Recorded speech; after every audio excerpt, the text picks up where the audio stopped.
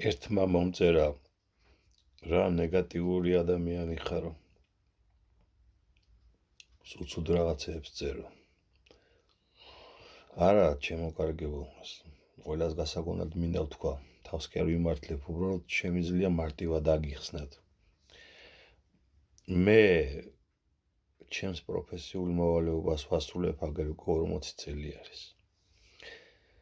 და ძალიან პოზიტიური ადამიანი ვარ. ასობით ლექსის ავტორი ვარ და ასე შემდეგ, ასე შემდეგ. უბრალოდ მე თქვენი შვილების სიკვდილის განხსნისთვის ვიგვიწი. თქვენ რომ არ მოკლათ სხვადასხვა ჯურის რეჟიმებმა, თქვენი შვილები რომ არ მოკლას, სამშობლო რომ არ მოგიკლათ, მაგას ვებძმე ათწლეულებია საკუთარი სიცოცხლის რისკის ფასად. გასაგებია? და მტერთან ახლა უწუწუში ვერ ვიქნები. მტერს უნდა ებრძოლო. მე ეს ვიცი. კიდევ ერთხელ მეორებ, მრავალათწლეულიანი გამოცდილებიდან გამომდინარე და ეს მეოთხე რეჟიმია, რომელსაც დედას ვუძღნავ.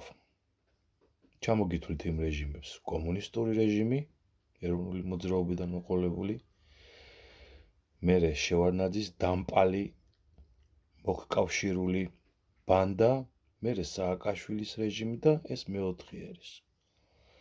ქოძბანდა. თითოეულ მათგანს სწორად ვებრძოდი.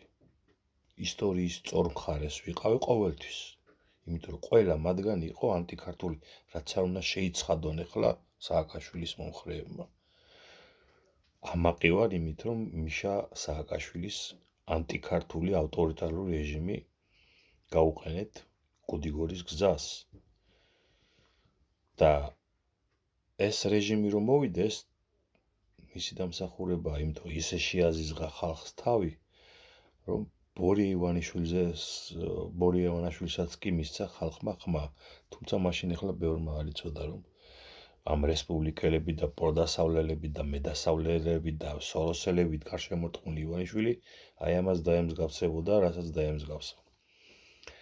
სააკაშვილის თავის ძეზე ფული არ უნდა აეღო ივანიშვილისაგან.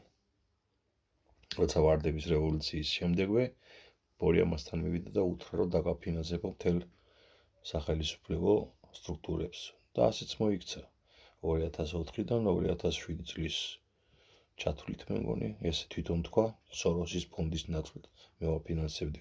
აი მაშინ სააკაშვილის ბორია რო გაეპანყურებინა, როგორც რუსი ოლიგარქი.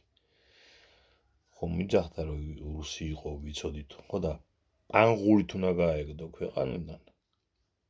და არ მოხდებოდა დღესაც მოხდა. მაგრამ სიწუწკე მძლია. და ბორია ივანიშვილი აგვისტოს ომის შემდეგაც კი არ გააპანღურა ქვეყნიდან. მაშინ როცა რუსეთმა უკვე ღია ტექსტებით და ვიცი ტანკებზე გაშლილი რუსული დროშებით დაიპყრო საქართველოს ტერიტორია და ბორია აქ იჯდა და სხვადასხვა ელოდებოდა, როდის აიღებდა პუტინი თბილისს.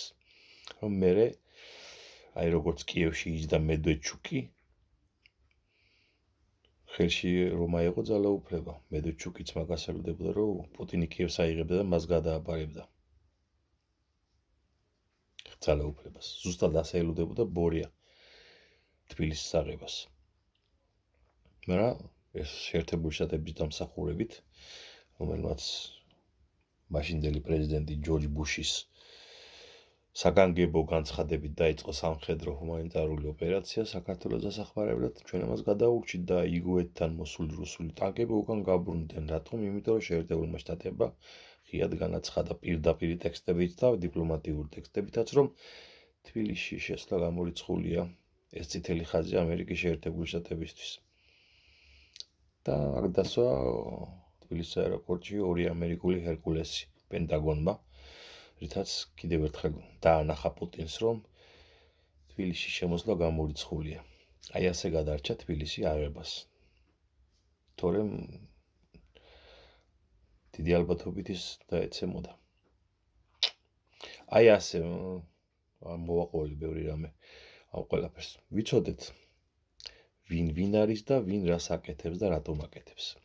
გფარავდეთ უფალი, დიდება საქართველოს, ჩვენი ბრძოლა გრძელდება ჩვენი სამშობლოს ამ რუსული კოწმანდისგან და ჩვენი შვილების მომავლის ამ რუსული კოწმანდისგან გადასარჩენად. გავრცელეთ ეს ვიდეო.